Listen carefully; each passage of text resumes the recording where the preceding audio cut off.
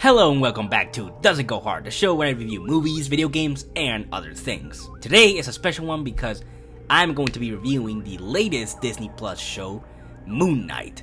Starring Oscar Isaac playing both characters this time around, both Stephen Grant and Mark Spector, where they embark on this journey to discover a mystery of Egyptian gods and stuff while doing cool superhero shit.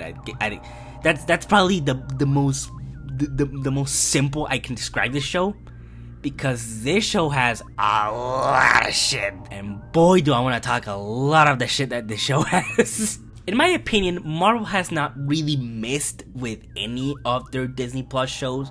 Definitely they have their ups and downs, but I can confidently say that for the most part they're good or decent shows. My second favorite show definitely is Falcon and the Winter Soldier. I really loved that show and how serious it took itself and how just how cool it was. I really liked how that show played into a lot of different themes. My third favorite show was probably WandaVision. After that, Loki. I can say that Hawkeye and What If were probably my least favorite, maybe because the writing wasn't very strong, the episodes really focused on a lot of shit that I didn't really care. Hawkeye did introduce some really cool characters, definitely. And What If was just kind of like a wet fart in terms of like, wow, this is kind of a cool concept in a bottle, but once you really, in terms of execution, only very few ideas here work. So that was kind of disappointing, especially because they really hyped it up by showing things like Marvel Zombies, and I was like, ooh, a Marvel characters like zombies? Now that's some cool shit that I want to see. And it was just like a huge mixed bag of a show by the end. Most of the time, What If was just really lame. I guess if I would have given it a rating, it definitely would have been lame. But now we have Moon Knight, and this was actually one of the Disney Plus shows that was announced that I was very excited about, mainly because of course it had actors like Oscar Isaac and Ethan Hawke, and I love those two actors, especially Oscar Isaac. He's one of my favorite actors of all time. Ethan Hawke is a tremendous actor as well, so of course I'm gonna watch anything he's in. And I just was really looking forward to this, but I was also scared because the concept of Moon Knight as a character is complicated. You are taking a character that is really different from most Marvel characters. A character with I don't know what's the condition. It's like some sort of personality disorder. A lot of times I think it's confused with schizophrenia, but at the same time I was like, oh, this is something cool to kind of explore in the MCU, and also kind of shed some light into a topic that is actually kind of hard to maybe explain or to get through to some people that don't know much about personality disorder. And now that I've watched the entire show, or at least the first season, I don't know if there's gonna be a second season, or Moon Knight will just appear in other movies or shows. I really don't know what their plans are for Moon Knight, okay? But what I can say for this, I'm just gonna call it first season, or this first attempt at Moon Knight, I loved it. I absolutely loved Moon Knight. This is my top 1 favorite Disney Plus show, and I'm going to explain right now why. Now, definitely, it has a few issues, but those few issues were so small that by the end, I just couldn't stop loving the show. Until that final episode, god damn it! First of all, I'm gonna get through the positives like I always do, and of course, the first thing I need to talk about is the acting. By God, I mean, at this point, do I have to explain to you, like, how good the acting is of the cast in this show? Like, when you have an actor like Oscar Isaac and Ethan Hawke, you expect the filmmakers to really take advantage of the talent that they have in hand. I mean, we've seen Oscar Isaac in a Marvel movie before, and it didn't really come out as good as one would have thought it would. Of course, I'm talking about X-Men Apocalypse, that big piece of shit. But absolutely everyone in this show does a great job. Of course, Oscar Isaac does something incredible in the show, where he's not only playing one character, he's playing two. Maybe even more. You know, if you know, you know. So the fact that Oscar Isaac kind of has to adapt to acting the complete polar opposite of two completely different characters is really impressive. First of all, you have Steven Grant, Steven with a V, by the way, where he's kind of a loner, kind of a shy dude. He works at a museum. Everybody kind of pokes fun of him, and nobody really respects him. He's also a British man. So Oscar Isaac also has to kind of play up this British accent, which, I mean, I don't know anything about accents. I'm not like a accent coach by any means, but I thought the accent was pretty good. I did kind of have to get used to it. Definitely, don't get me wrong. But for the most part, I really liked it. After kind of getting through the silliness of the accent and kind of how weird it sounds listening to Oscar Isaac do a British accent, he does an amazing job as Steven Grant. I think he plays the role perfectly. And then you have the completely polar opposite of Steven Grant, Mark Spector. I think Mark Spector is a mercenary, and he has obviously training in probably Black Ops. I don't know exactly what kind of training he has. I don't know any shit about mercenaries or anything like that, so I'm not gonna even pretend I know. But he's really cool. He's obviously really skilled when it comes to fighting, and also he's American. So this is the interesting part about Oscar Isaac's character in general. Oscar Isaac constantly has to be quick in switching characters, and that to me was really genius. There are a lot of scenes in this show where Oscar Isaac will be Mark and then immediately would change to Steven in the right moment. And to me that was like, wow, the time and effort that would have taken, man, to completely switch personalities, like completely switch everything about the character, switch the way they talk, the way they act, the body language, everything had to change in a matter of seconds and had to feel believable. And believe me, it feels incredibly believable. There's not a single moment where Oscar Isaac feels like he's still getting used to the whole thing of having to act as two completely different characters, even three, like I said.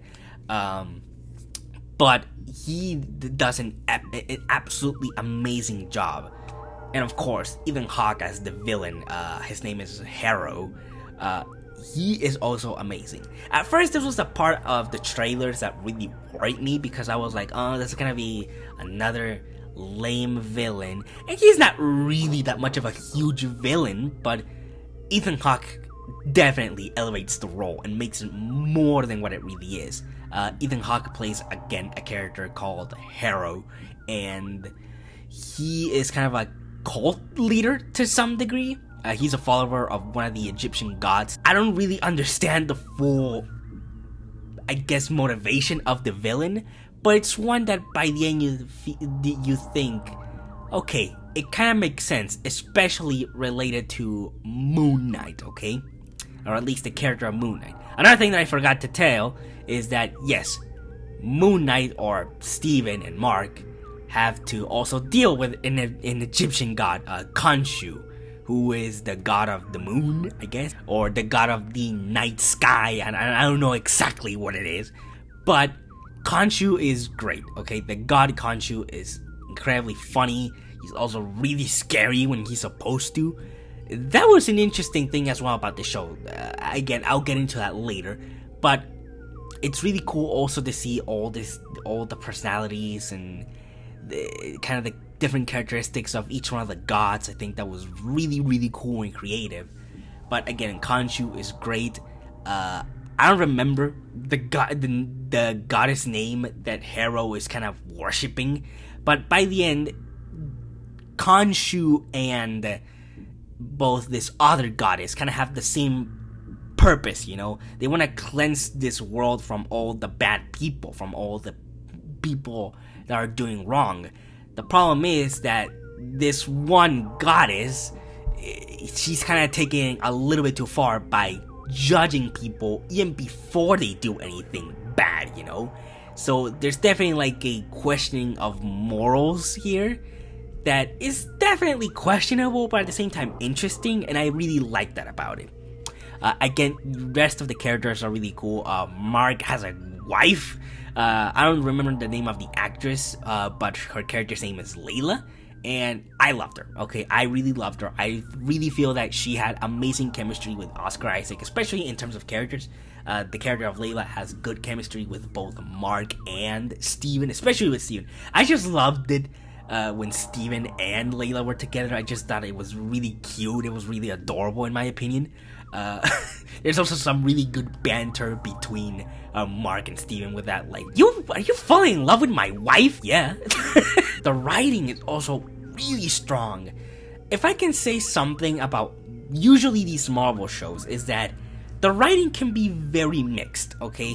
I really like the writing in Falcon and the Winter Soldier, but even then, there were a few parts of the show where I'm like, I don't really know what you're trying to say in this particular moment, but for the most part, that show is well written and it was well thought out. WandaVision, kind of similar. The writing for the most part is really strong. The problem is that in the first 2 episodes, it's kind of hard to get used to the kind of sitcom-ish writing because it does feel kind of artificial. Then by the end, of course, in the final episode, the dialogue just feels very rushed, very like, it's just kind of write like quick solutions to everything, okay? And I thought that was really lame and kind of boring. This show does a good job by having consistent good writing.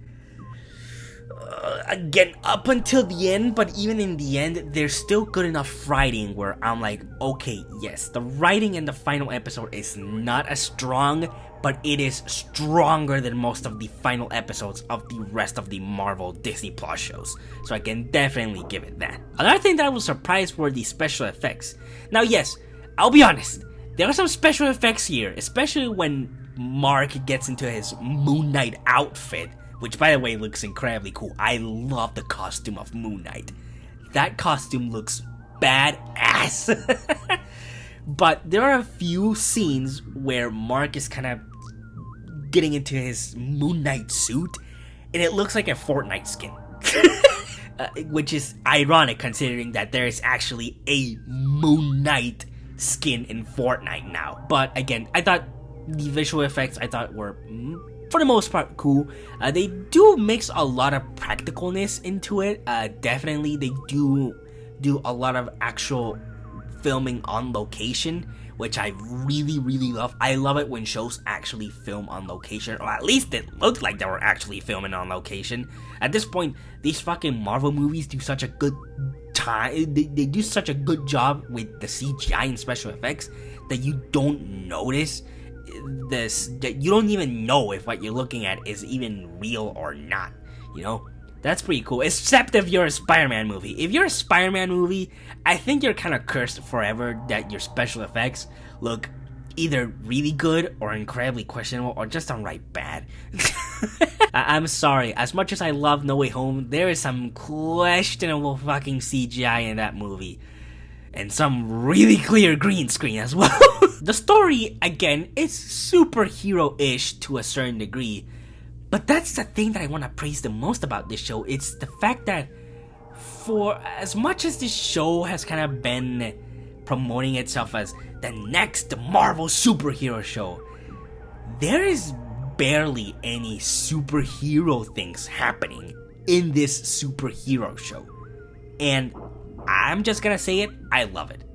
I love the fact that this show decides to actually do something different. Or for the most part, something different, where we're not just constantly doing pow, pow, pow, doing superhero shit, you know, where there's flying and lasers and fucking and laser beams and superpowers and you know everything that you would expect from anything Marvel or anything superhero related.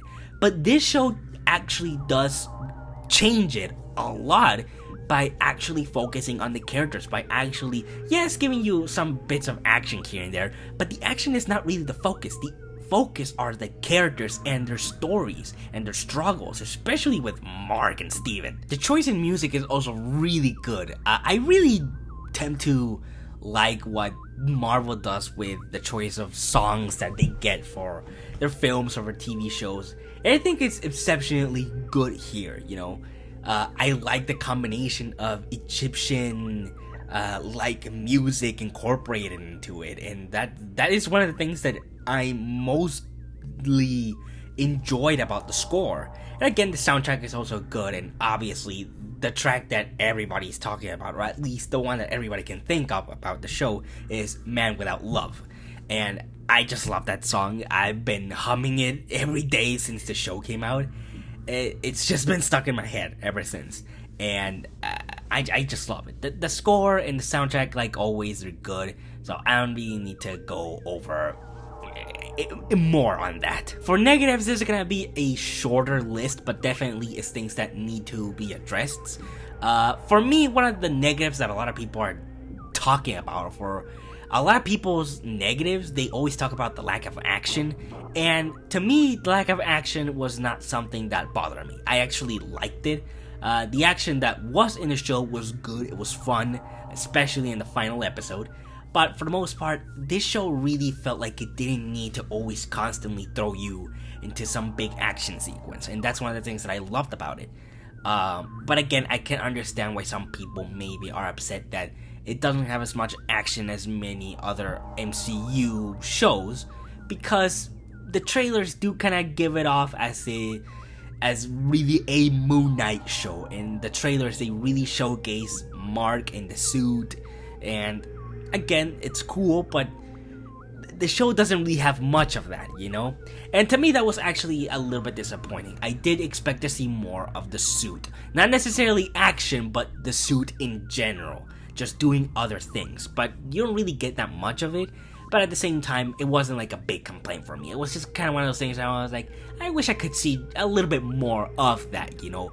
Also, as well with Steven's suit, his suit, I think, is called Mr. Knight, which a lot of people are kind of mixed on, because I think in the comics it's a little bit different, it's portrayed different, but I liked it. I thought I loved the silliness of it, so it's not one of those things that really bothered me by any means. The other negative I need to talk about is the length of these episodes, or at least one particular episode.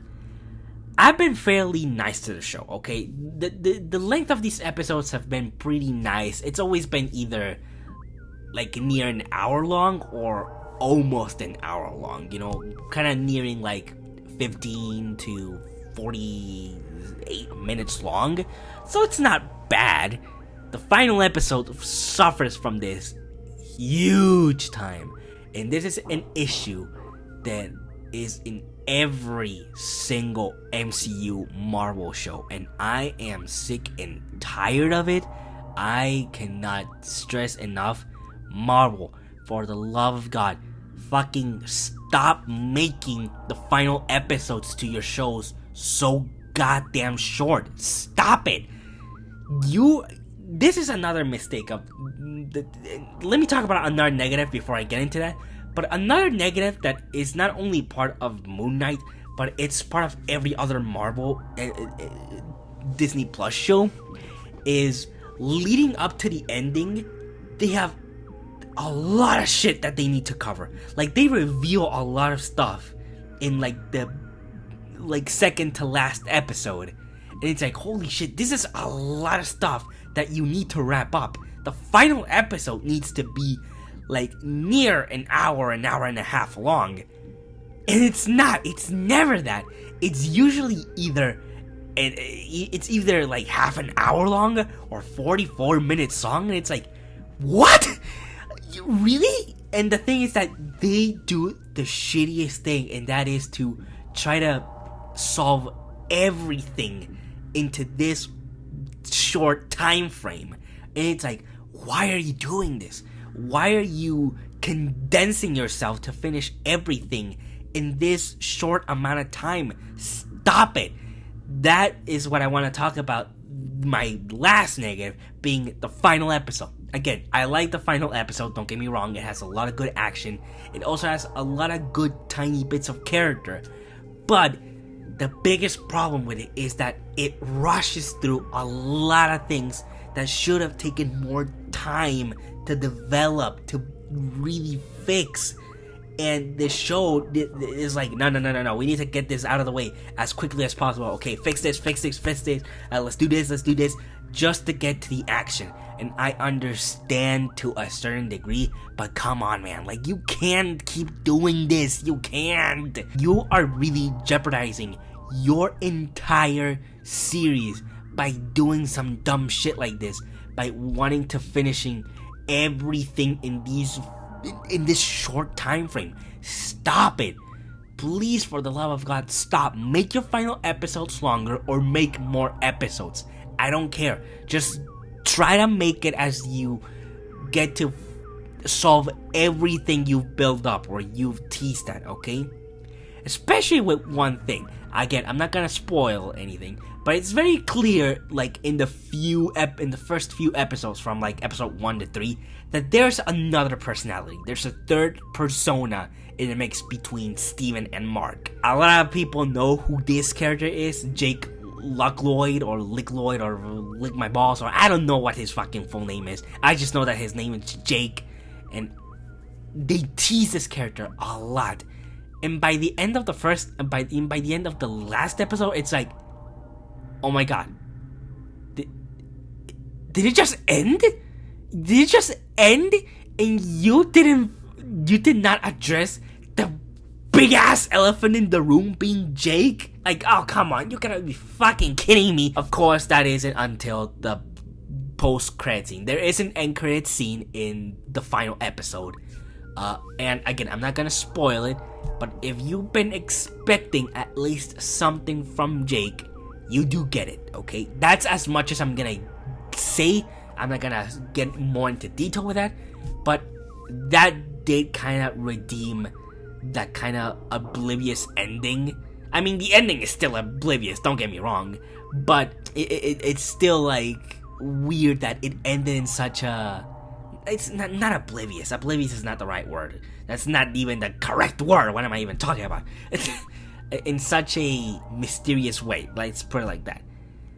So, yes, the end credit scene definitely strengthened the ending, but still, it's like, we don't know what's gonna happen with Moon Knight.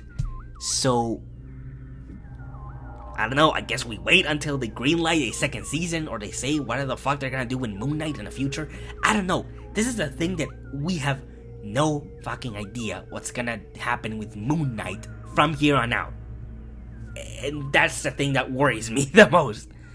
We don't know what the fuck is gonna happen with Moon Knight. And it's worrying, and definitely it's going to be an incredible case of blue balls if they never address this again. It will be like the dumbest shit. It will be the worst case of blue balls ever in the MCU. Other than that, I love the show. Now, yes, it's not perfect, definitely. These few issues do bring the rating a bit down, definitely. But believe me, when this started, I really wanted to give this show an amazing rating. Like, when this show started, up until like the 5th episode, I'm like, I'm gonna give this show goes hard, because it's been going so fucking hard from the 1st episode to the 5th episode. But then the final episode does the whole thing of let's rush everything, let's just rush everything to get to the action, which again, I understand, the action is cool, don't get me wrong, but it's like, come on, we were doing so good, and then you kind of, it's like you are tripping yourself. you are tripping on your own feet by doing this, and it's just annoying. It's just really annoying, and I'm tired. Please, Marvel, I beg you, stop condensing the final episode to only fucking 40 minutes. Stop it. Take time with your shit. I don't care if you need to make more episodes, just do it. As long as it means that you can completely address everything. Please, I am begging you. And again, I love the show in general, okay? And even as much as the final episode rushed things a lot, I still liked it. I still thought it was a lot of fun. I still thought it was really cool and creative, especially with the fight sequences. It was still a fun episode. But here's the thing. I'm not gonna talk about like what I think about every single episode, but what can I say is that my favorite episode is definitely the 5th episode, and I'm not a minority on this. The 5th episode is absolutely heartbreaking. It is so heart-wrenching that legit, it didn't make me cry, but goddamn, it really struck me in a way that I did not expect it would. I was like, whoa. The show went from from definitely serious to holy fuck, you just got dark in this episode. Like, the 5th episode really jumps the shark in terms of like completely going like serious and dark, which I absolutely love. It was just an incredibly depressing and heart-wrenching episode. I was like, man, I'm feeling uncomfortable. but that's why I love it. That's why I love that episode. So, man, I was really fighting myself on the rating here because I'm like, for the most part, the show goes hard. But that's the problem. It's that final episode that, again, it rushes through a lot of things for the sake of getting to the action. And it's like, I'll say this. I'll give it a high Goes Raw. Because even though it does plummet a bit in that final episode, the rest of the show is just incredible. It's amazing. It is definitely the best Marvel MCU show. And I'm sorry, but if you think that any of the other Marvel MCU shows are better than Moon Knight, you are fucking crazy. You are out of your goddamn mind. You deserve to be in a psych ward. You should be in asylum. You should be sent to fucking Arkham Asylum. Okay, I'm joking. I'm kidding. Of course not. I don't mean that. But I mean, come on. You can't compare any of the other Marvel MCU shows with something so special and really different like Moon Knight. Moon Knight is the most different Marvel has tried, and I absolutely love it. I mean, come on. I'm really trying to win you over here. Can you tell? But yes, Moon Knight Season 1 absolutely goes raw. But anyways, thank you so much for watching. I hope you enjoyed the review. What did you think of Moon Knight? Did you like it as much as I did? Or, I don't know, did you dislike it? Or did you just think it's kind of okay? Leave it down in the comments. I really want to hear your opinions on it. But anyways, again, I really hope you enjoyed the video. And just remember to like, subscribe, you know, all that crazy shenanigans that every content creator says, you know. I don't need to repeat it, even though I'll probably repeat it a million times in the future. But anyways, thank you so much for watching, and I'll see you in the next one. Take care.